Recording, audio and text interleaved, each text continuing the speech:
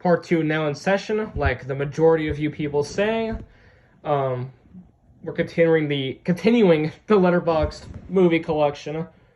By the way, I forgot to mention this in the first part. I do have a Letterboxd account. The username is Operator Luca. I highly recommend you check it out for yourself, because I actually have a pretty good taste in movies. All right. The last one we left off was Bodies, Bodies, Bodies. Now let's pick up from there. Morbius, which this movie I streamed on Netflix. However, not the Netflix here in Canada, as they don't have this movie in Canada. I actually had to use a VPN and stream this on the Indian Netflix.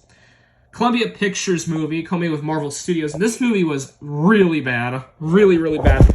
And I think you do know there were memes. This movie did have a lot of internet memes back when it came out. I remember those memes. They were pretty funny. The Northman from Robert Eggers. This one's a really good movie. This one's a Focus Features movie, coming to Regency. This was a fantastic movie. Really, really good action thriller movie.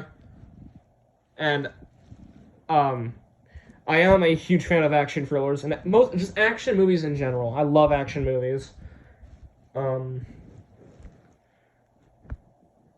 next couple of movies, some of these I've seen in theaters. Bullet Train. This movie I did see in theaters back in June 2022, I believe. This one's a Columbia Pictures movie. This was a really, really fun movie. Really, really funny movie, too.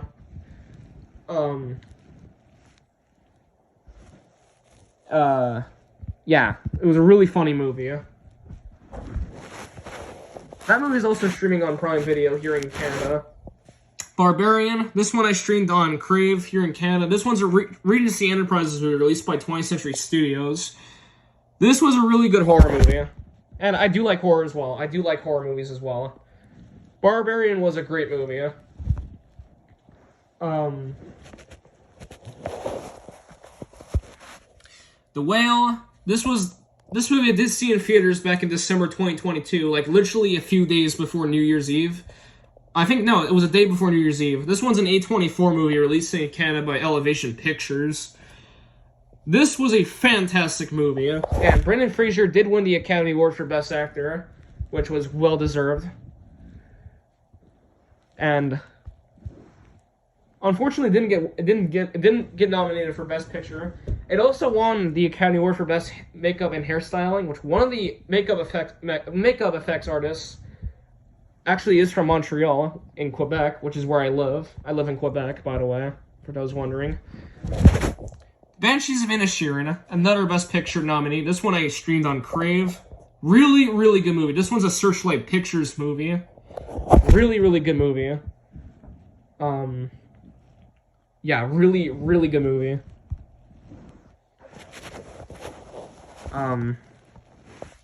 Blonde. This one's a Netflix movie, and this was the first Netflix movie to receive an NC-17 rating.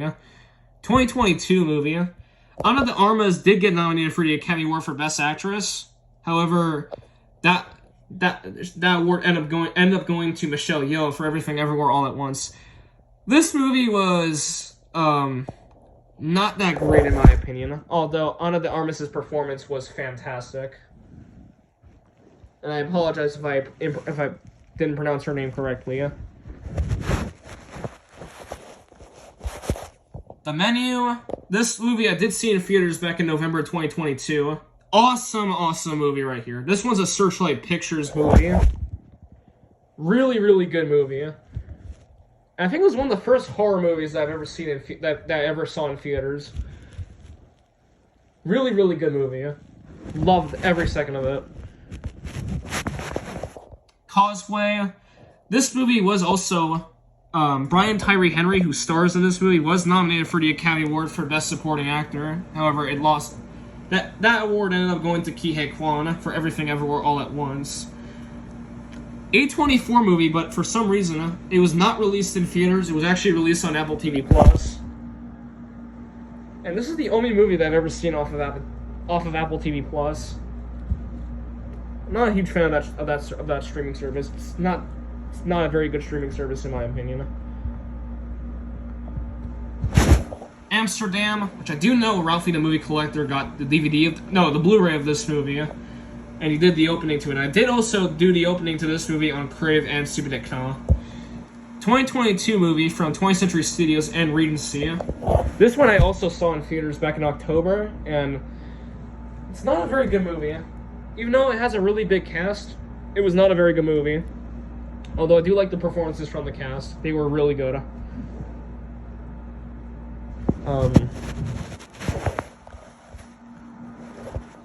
Violent Night, Universal movie from 2022. This one I also saw in theaters back in December.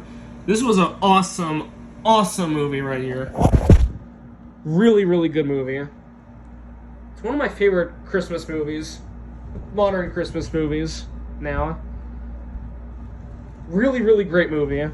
And I'm gonna rewatch it this year, during the holidays this year, if it comes to streaming services.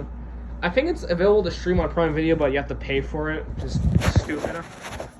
Avatar: The Way of Water. This one's a 20th Century Studios movie from 2022. And this one I also saw in theaters back in December, along with The Whale and Violent Night. Unlike those other two movies, I did not like this one whatsoever. This movie did win the Academy Award for Best Visual Effects, which means not great. The special effects are kind of this movie's gimmick. It had a terrible story. It was also over 3 hours long. Really long movie. I cannot sit through a 3 hour long movie. Alright, now for the films that have come out this year, 2023. Polite Society, British movie released in the US by Focus Features. This was a good movie, and I saw this movie in theaters back in April of this year. Really good movie. Great action comedy movie.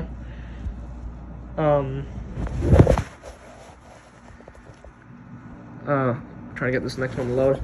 80 for Brady. This movie I also saw in theaters on the day of the Super Bowl, which I believe was February 12th, 2023. I did see this movie in theaters in February. I did see this movie in theaters back in February of this year. I cannot talk at all. This one's a Paramount movie from 2023, coming with 5th season. It's not a great movie, but it was good for what it was.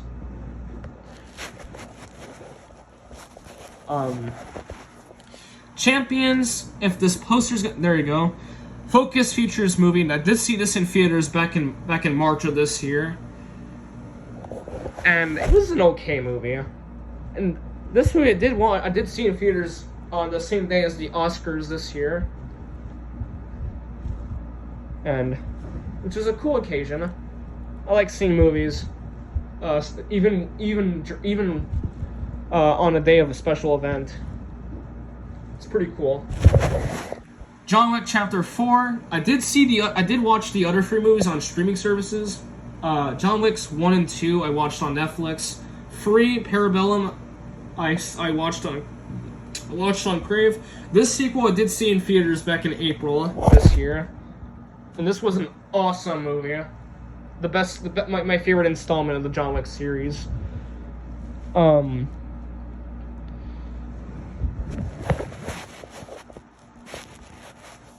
Dungeons and Dragons: Honor Among Thieves. This movie I did see in theaters on the day of its release. This one's a Paramount movie, coming of Entertainment One. And this movie I heard was a box office failure, which kind of sucks, because it was actually really good. It's from the same directors as Game Night, and they also wrote The Flash.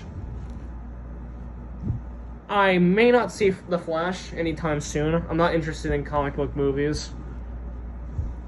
And this next movie, probably all of you have heard of this one. The Super Mario Bros. Movie. And this one needs no introduction. Universal movie from 2023, coming of Illumination and Nintendo. This movie I also saw in theaters back in April. This was an awesome movie.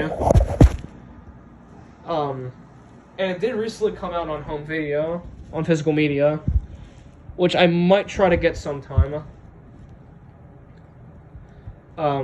2 more. Kandahar, if this poster's gonna load up. Thank you. This movie I saw in theaters back in May. This movie is also known as Mission Kandahar here in Canada. This one's an open road films movie released in Canada by VVS Films. This one was not that great in my opinion. I didn't like this movie very much. It was super boring. Which sucks because it's an action thriller and you go see action movies to see action. I'm not gonna really review most of these or give an in-depth review. I don't review movies in depth here on this channel. Last one. This movie I did see in theaters last week. If this one's gonna load up, thank you.